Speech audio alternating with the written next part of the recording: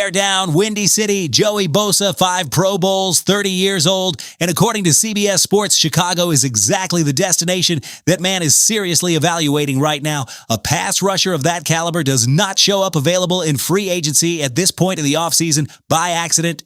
And Ryan Poles, with $10.8 million in cap space still in his pocket, is perfectly positioned to make this move before anyone else wakes up. Daniel Popper of The Athletic said it straight. Bosa is still explosive off the ball. He has some of the best pass rush hands in the game, and his individual pressure rate last year was the best he has posted since 2022. Next to Montez Sweat, that duo immediately turns the monsters of the Midway into a nightmare for every quarterback in the NFC North. The fit makes too much sense to ignore, and the word coming out of Halas Hall suggests this conversation is more real than people think. And while Poles is weighing that decision, there is a piece on Caleb Williams' offensive line that could be heading out the back door in a trade to Baltimore. A story that connects directly to a draft decision the Ravens could not block in time. And to close it all out, there is a group of names still sitting in free agency right now. Bud Dupree, Carl Lawson, Marcus Davenport, Daquan Jones that Poles is actively monitoring, and combined the right way, they could reshape the defensive front in Chicago without spending a single dollar over the budget. We are opening all of it right now. If you are part of the Real Bear Nation and you trust the Ryan Poles process, hit that like and subscribe, because this offseason is just getting started. 30 years old, 5-time Pro Bowler, former Charger, former Bill, and right now a free agent. And according to CBS Sports, the Bears are viewed as an attractive landing spot for him. Listen to this carefully, because when you actually break it down, it makes all the sense in the world. Last year, Bosa put up 29 total tackles, 5 sacks, and 5 forced fumbles in 15 games with Buffalo.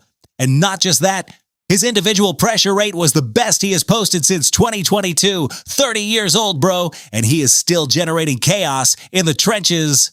Daniel Popper of The Athletic said it straight. Bosa is still explosive off the ball. He has some of the best pass rush hands in the game, and he is a complete edge rusher in both run defense and the pass rush. That kind of profile does not end up available in free agency by accident. So why is he still out there? Basically because teams with real money already spent their cap space in the weeks before, and Bosa is waiting to find the right fit. His initial projection was around $11.5 million for 1 year. But with the market cooling down, that number is going to drop, and the Bears, sitting at $10.8 million in available cap space, are positioned exactly right to capitalize on that discount.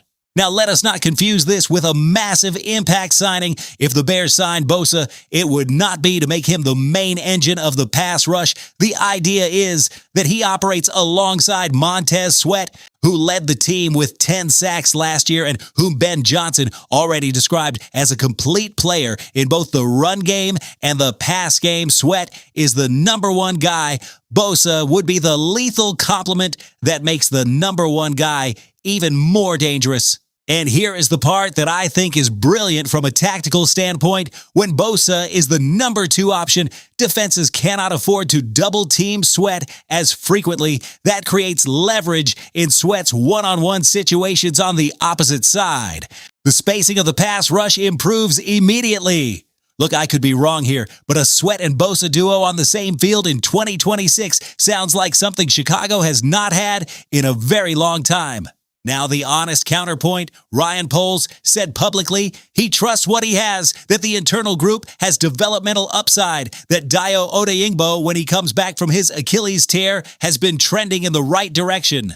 That Shamar Turner and Austin Booker are going to take steps forward in year 2, and Ben Johnson was even more direct about it. We're going to be better coaches than we were last year. That starts right there. Are those words of genuine confidence?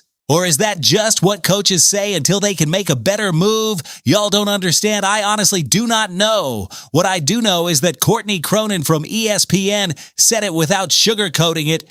Without a significant addition up front, the Bears have no choice but to search for improvement from within, and internal improvement in a pass rush that last season ranked 7th fewest in sacks and 2nd worst in pressure rate. That is a big gamble. Bam! Does Bosa fix everything? No. Does Bosa immediately make the Bears competitive in the pass rush? Probably yes. The question is whether Poles is going to spend almost all of his remaining cap space on this one card, or whether he prefers to spread that money across other needs like the interior defensive line. And that right there is exactly what makes this decision so hot right now.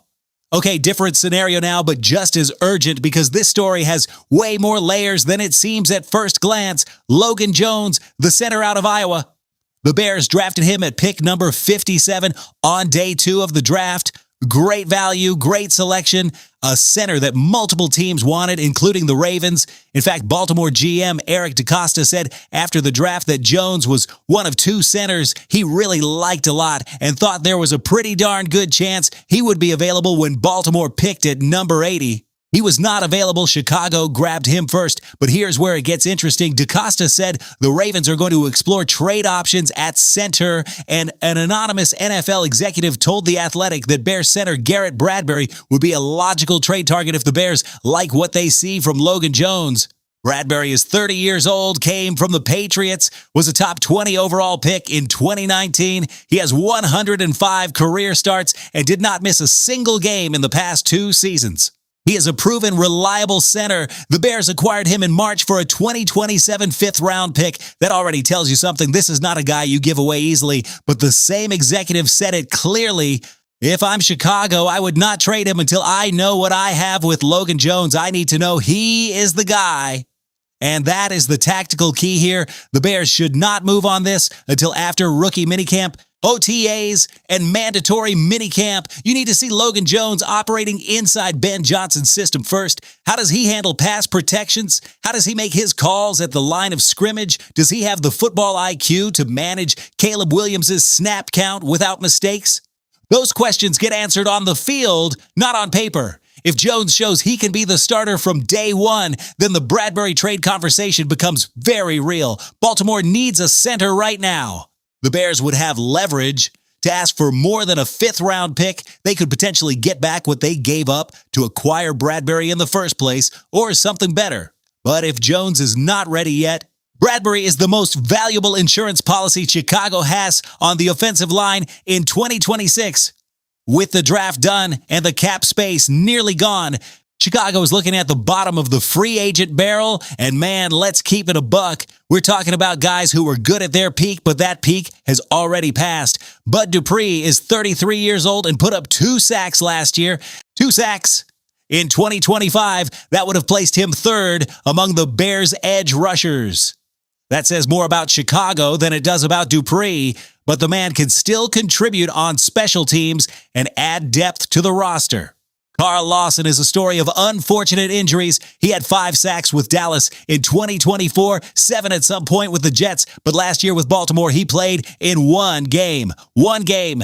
The Bears could sign him for practically nothing. If Lawson finds some of his old form, great. If not, he gets cut with 0 drama. Marcus Davenport, the former Saints, former Vikings, former Lions rusher, has accumulated 25 career sacks while dealing with constant health issues. SpotRack projects him at $1.9 million for 2026. That fits easily into the remaining cap, and if he produces even 4 or 5 sacks, that is an absolute bargain. And for the interior defensive line, Daquan Jones comes from Buffalo, is 34 years old, and his PFF run defense grade last season was better than Gervon Dexter's and Grady Jarrett's by a wide margin. If the man still has gas in the tank, that is real value for next to nothing. The reality is the Bears are going to need a cocktail of some of these names, not for them to be heroes, for real depth to exist, for internal competition to be genuine, and for young guys like Austin Booker and Shamar Turner to have somebody to compete against every single day at practice.